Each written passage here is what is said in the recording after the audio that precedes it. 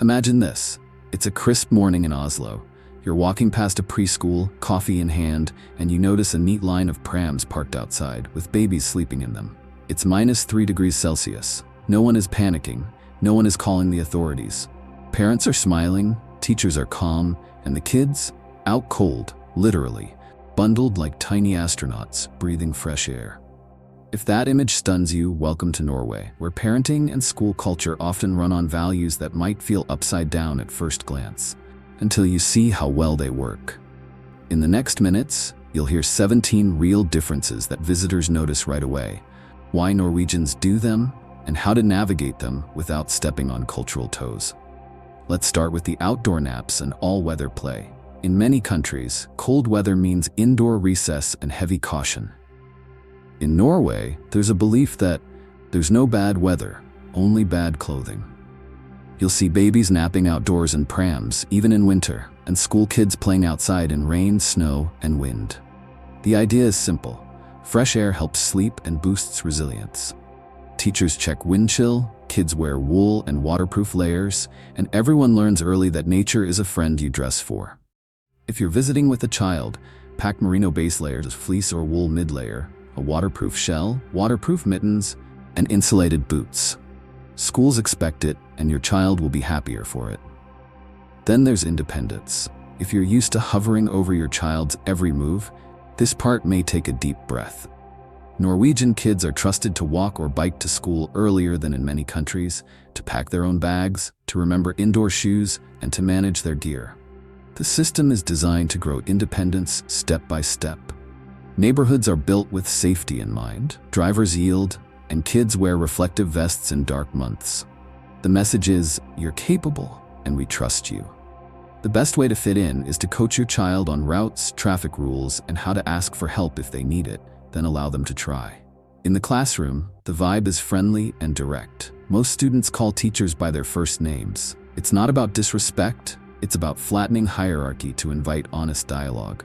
Email exchanges are polite, brief, and to the point.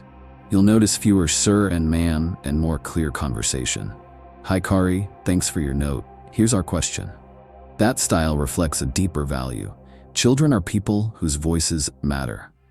You'll feel it in meetings, in parent-teacher conversations, and in the way adults listen to kids as if they're practicing being full citizens, not waiting for permission to become one. Homework, especially in the early years, may surprise you too. Don't be shocked when your first grader doesn't bring home a stack of worksheets. Norway leans on play-based learning in the youngest grades and gradually increases academic load later on. Reading at home is encouraged. Endless drill sheets are less common. There's an assumption that childhood should include unstructured time, outdoor play, and rest. If you're used to nightly battles over assignments, you may secretly love this. If you're worried your child will fall behind, remember that the system accelerates later and looks at mastery over time, not non-stop testing. The best support you can give is consistent reading, practical life skills, and curiosity. Clothing is casual and practical, and school uniforms are largely not a thing. The unwritten dress code is function first. Expect teachers to remind kids to bring rain pants, spare socks, and indoor shoes. Label everything. You will lose a mitten if you don't. In winter, you'll see full-body snowsuits at the younger ages and layered systems as kids get older. Fashion flexing is muted at school, and you'll notice less pressure around brands. The social signal is, show up ready for the weather and the work, not to impress. Lunch is another curveball if you're used to hot cafeteria meals. Most children bring a packed cold lunch, a Matpakke, packed simply. Bread slices, cheese, ham, cucumber, perhaps a fruit or yogurt. Thermoses are common, but elaborate hot lunches are not standard unless it's a special day. Keep it simple, nutritious, and familiar. Allergies are taken seriously, so always check what the school advises. The Matpakke looks plain until you realize its superpower. It's predictable, affordable, and fuss-free, and kids learn to eat what they bring without a daily debate. Equality culture shapes almost everything, including birthdays and gifts. Don't be surprised to see invite all the kids in the class policies, modest party menus, and gift caps. The goal is inclusion and avoiding hurt feelings. Some schools encourage bringing the whole group or keeping it small. Ask other parents what's normal. Over-the-top displays are rare. The message to kids is powerful. Everyone counts, and no one should be left out because of money or popularity. You'll also feel a strong emphasis on children's rights. Adults aim for calm, reasoned authority, not fear-based discipline. Corporal punishment is off the table. Kids are taught how to express needs and negotiate boundaries, and adults model listening. That doesn't mean kids rule the house. It means adults hold the line with respect. At school, conflict resolution is structured and patient. If your default is because I said so, you might discover that asking for the child's perspective earns more cooperation than power struggles. Community volunteering, dugnad, is a thread that ties families and schools together. When the school needs cleanup, painting, or help running an event, parents show up with gloves, rakes, and a good attitude. It's not only fundraising, it's about shared responsibility and pride. You'll meet other parents, your child will see you contributing, and the school will feel like your place too. Treat dugnad as a social norm, not an optional extra. Academic pressure looks different as well. Grades come later than in many systems, and standardized tests are fewer. You'll still see assessment and feedback, but the tone is less test, and more learn, practice, reflect. Conferences matter. Teacher comments matter. Growth over time matters. If you're trying to map every data point to a letter grade, you might miss the bigger picture.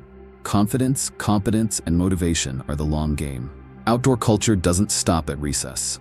Many schools schedule forest days, ski days, and long hikes. Friluftsliv, open-air life, is treated as essential, not optional. In winter darkness, reflective vests become part of the uniform, and schools teach road safety and trail etiquette. If you plan to stay a while, consider second-hand skis, a wax kit, and a good headlamp.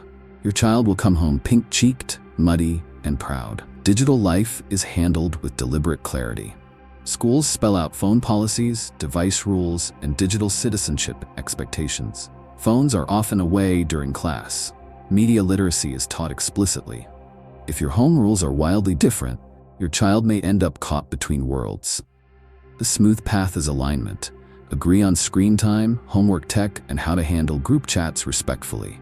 It cuts down on friction and supports what the teacher is building. Communication with school typically runs through official portals or apps.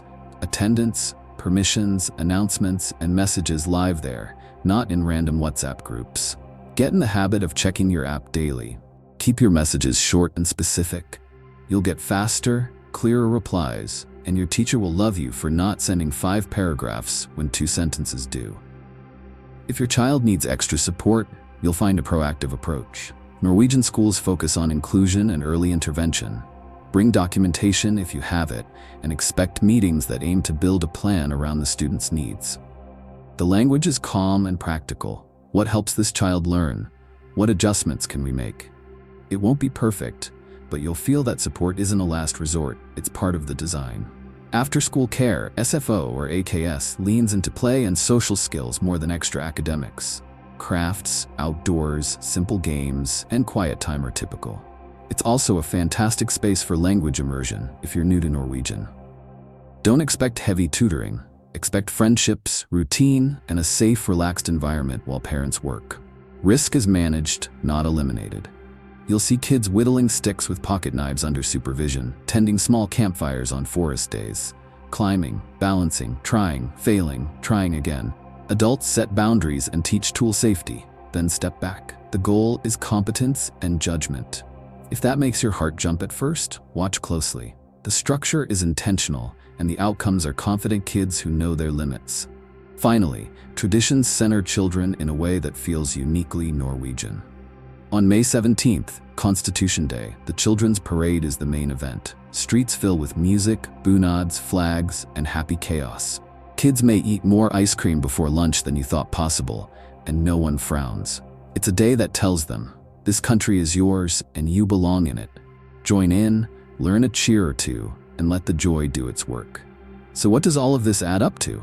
Norway's approach trusts children with meaningful independence, builds equality into the social fabric, and treats nature as a classroom. It dials down anxiety and dials up competence. Visitors often arrive skeptical and leave impressed, especially after watching their own kids adapt. More sleep, more outdoor time, fewer battles, and a calmer rhythm at home.